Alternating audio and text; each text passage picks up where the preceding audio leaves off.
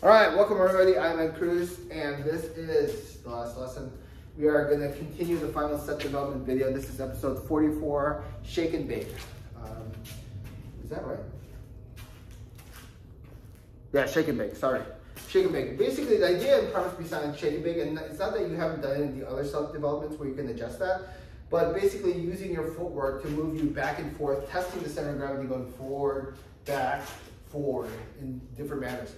One simple rule that I have when you're working on any kind of footwork drill, whether it's freestyle or any set patterns or any kind of drill, is for the most part, or actually all the time, try to do it where if you do take a step back, never double step back. In other words, don't go back, okay?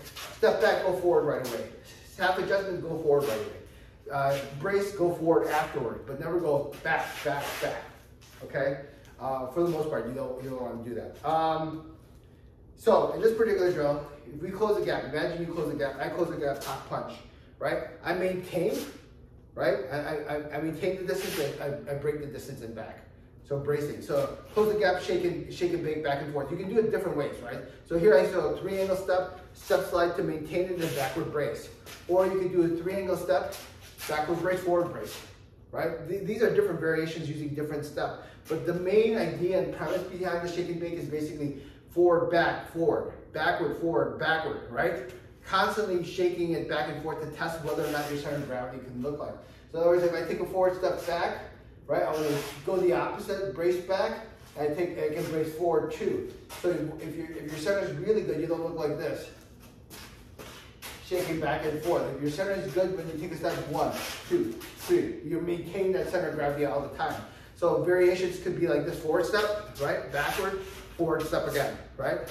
Or forward step, step slide, then brace back, right? So you want to constantly change it. One, get the momentum forward, and then all of a sudden brace it back. You don't have to necessarily put it in pattern as 3. You can increase it to 4, maybe, or 5, right? Not to make it complicated, but you want that movement to occur. So another one you would want to practice is, if I take a backward step, I take a step slide and backward step slide again. Backward, forward, backward, okay? Or I can go like backward step, step slide, right? Or you can take backward step, brace, backward brace, right? Variations to make you go forward and back and then shake that center of gravity. See if you can maintain it where you're not leaning forward and back, and that's the main development of that particular drill, okay? Let me just go over it again so you understand variation. I take a step, right? Step slide and then go backward brace. Basically, try to get that momentum. I'm running forward. All of a sudden I can adjust right away. Even you see a lot of athletes, they practice like their center of gravity. How come when they do the cross, they end up going, he crosses this way? Well, because they don't train. They may train the reaction and speed, but that center of gravity doesn't, for the most part. I really only see one person who controls that center of gravity in such a fashion like wingchun is Barry Sanders. You guys are so old, you don't know him, but to me, he was the greatest running back ever. Running back for running. Overall, probably greatest without doubt is Walter Payton. But we'll get into football debate later. But basically, that controlled center of gravity is something that we develop specifically over and over again. So we don't feel our momentum. Even if we take a step here, our momentum is controlled. We're used to stepping and not leaning. Even if we lean here, we balance our center of gravity and not the weight shift. See, if I go here, I'm invested in that. Here, there's a difference in that, even though the step is bigger. All right, so in general, what did I say? Forward step, right? Backward step, forward brace, right? Different ways.